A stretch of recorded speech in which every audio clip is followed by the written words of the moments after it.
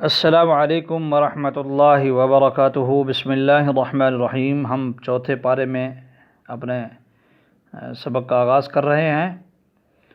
سورہ آل عمران میں جن مضامین کو خاص اہمیت کے ساتھ عرض کیا تھا ان میں انفاق فی سبیل اللہ کا مضمون بھی ہے۔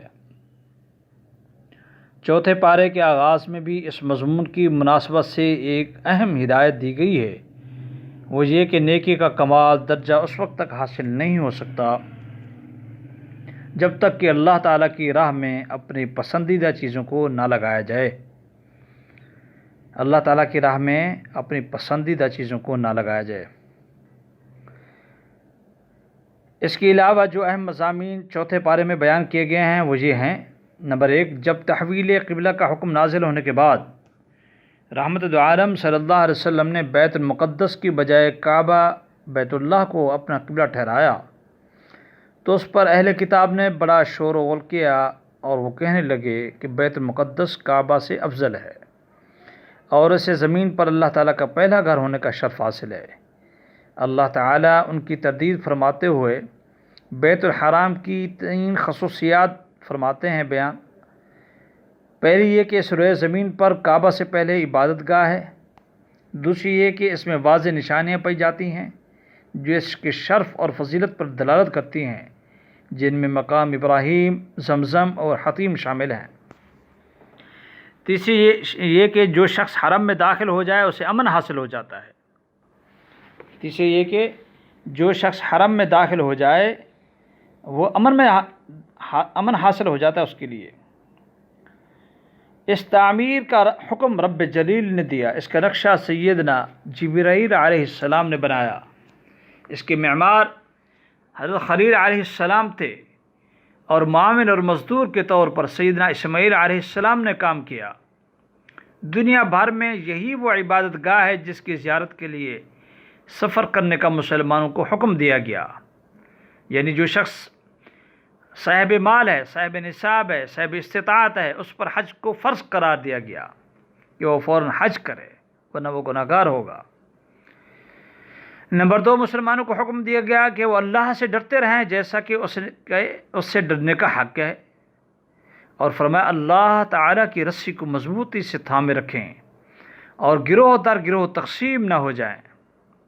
حضرت ابن مسعود رضی اللہ تعالیٰ فرماتے ہیں کہ حق کے تقوی یہ ہے کہ ڈرنے کا حق یہ ہے کہ اللہ تعالیٰ کی اطاعت کی جائے، نافرمانی نہ کی جائے، اسے یاد رکھا جائے، بھلایا نہ جائے، اس کا شکریہ ادا کیا جائے اور کفران نعمت نہ کیا جائے۔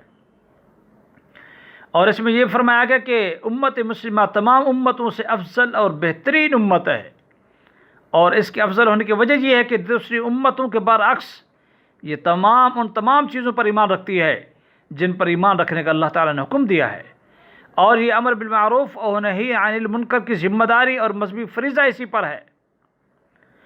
سیدنا عمر بن خطاب رضی اللہ تعالیٰ عنہ فرماتے ہیں کہ جس کا دل چاہتا ہے کہ اس کا شمار اس امت میں سے ہو، اسے چاہیے کہ وہ اس بارے میں اللہ کی شرط کو پورا کرے، وہ اللہ کی شرط کو پورا کرے، یعنی اس آیت کا جو حکم ہے امر بالمعروف اور نہی عن المنکر کی ذمہ داری کو پورا کرے۔ رسول اللہ صلی اللہ علیہ وسلم کے ارشاد گرامی ہے، آپ نے فرمایا اس ذات کی قسم جس کے قبضے میں میری جان ہے، تم نیکی کا حکم دیتے رہو اور برائی سے روکتے رہو ورنہ ممکن ہے کہ اللہ تعالیٰ تمہارے اوپر اپنا عذاب مسلط کر دے، پھر تم اس سے دعائیں مانگو گے مگر وہ تمہاری دعائیں قبول نہیں کریں گے۔ ترمذی شریف کی حدیث ہے، ابن ماجہ میں موجود ہے۔ آپ نے فرمایا کہ اللہ تعالیٰ سے ڈرتے رہو۔ اور چوتھی بات، منافقین اور کفار سے قلبی دوستی لگانے سے منع کیا گیا اور اس کے 4 اسباب بتائے گئے۔ پہلے یہ کہ وہ تمہیں نقصان پہنچانے میں کوئی کوتاہی نہیں باقی رکھیں گے۔ دوسرا یہ کہ وہ دل سے چاہتے ہیں کہ تمہیں دین اور دنیا کے اعتبار سے مصیبت اور پریشانی ہو۔ تیسرا یہ کہ ان کے چہرے اور ان کے باتوں سے تمہارے لیے بغض و عداوت ظاہر ہوتا ہے۔ چوتھا یہ کہ ان کے دلوں میں جو بغض اور حسد پوشیدہ ہے وہ ان کی اعلانیہ باتوں سے کہیں زیادہ سخت ترین ہے۔ 5ویں بات، منافقوں کو رازدار اور دلی دوست بنانے سے منع کرنے کے بعد غزوہ بدر کا ذکر ہے، جسے تمام اسلامی غزوات کا تاج ہونے کا شرف حاصل ہے۔ اس غزوہ کے شرکاء نے جہاں خود جرأت اور بہادری کی انوکھی مثال قائم کی، وہیں انہوں نے اللہ جل جلالہ کی قدرت اور غیبی مدد کے مظاہر اپنے آنکھوں سے دیکھے۔ مسلمانوں کی تعداد بہت تھوڑی تھی، اسلحہ نہ ہونے کے برابر تھا۔ اس غزوہ سے دو بڑے سبق مسلمانوں کو حاصل ہوئے۔ پہلا یہ کہ جنگ میں فتح صرف اسلحہ کی کثرت اور افرادی قوت کی بنا پر حاصل نہیں ہو سکتی، بلکہ اس کی بنیادی شرط ایمان و یقین، اتباع اور استقامت ہے۔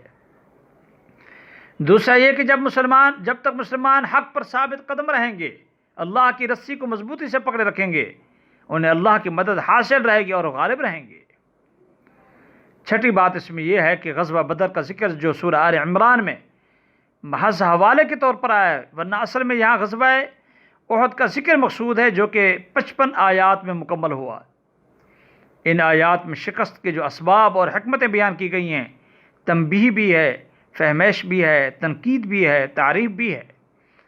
جیسا کہ تاریخ اسلام سے معمولی شد بدھ رکھنے والا ہر انسان بخوبی جانتا ہے کہ غزوہ بدر میں قریش ذلت امیز شکست سے دوچار ہوئے تھے۔ انہوں نے اس شکست کا انتقام لینے کے لیے بھرپور تیاری کی اور شوال 3 ہجری میں ابو سفیان کی قیادت میں مدینہ منورہ پر چڑھائی کر دی۔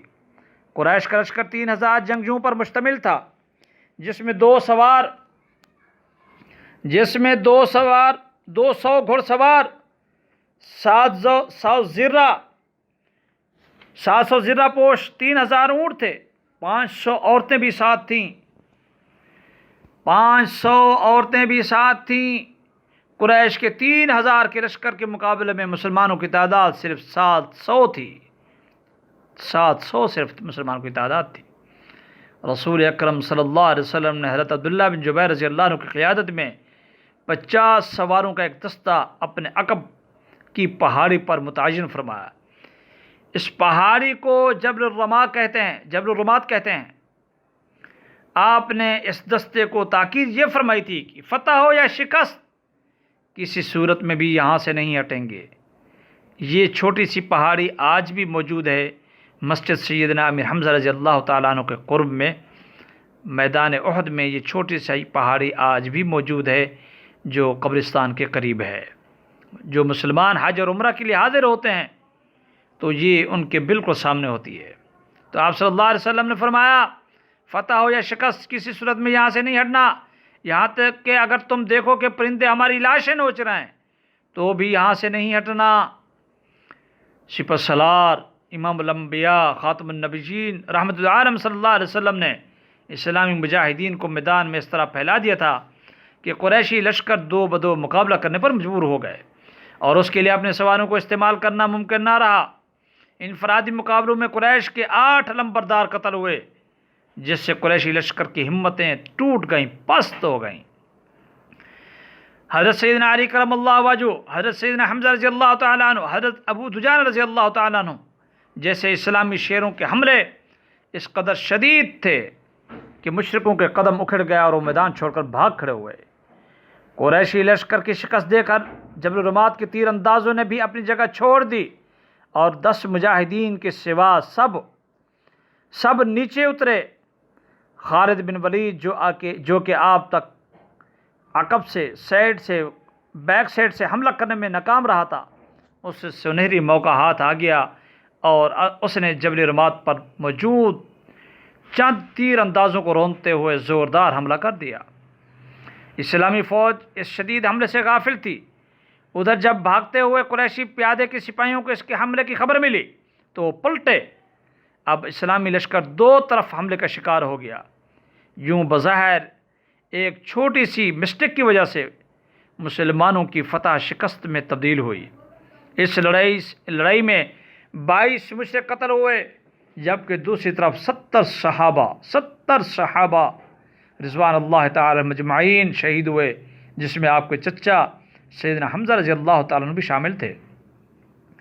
قریشی لشکر اس پوزیشن میں تھا کہ اگر اللہ اس کے دلوں کو پھیر نہ دیتا تو وہ اسلامی لشکر کا مکمل خاتمہ کر سکتے تھے، لیکن موقع ملنے کے باوجود وہ فتح نہ کر پائے اور بھاگتے ہوئے مکے کی طرف لوٹتے ہوئے نظر آئے۔ منافقین نے اپنی فطرت کے مطابق وسوسہ اندازی شروع کر دی کہ اگر مسلمان حق پر ہوتے تو انہیں ہرگز شکست نہ ہوتی۔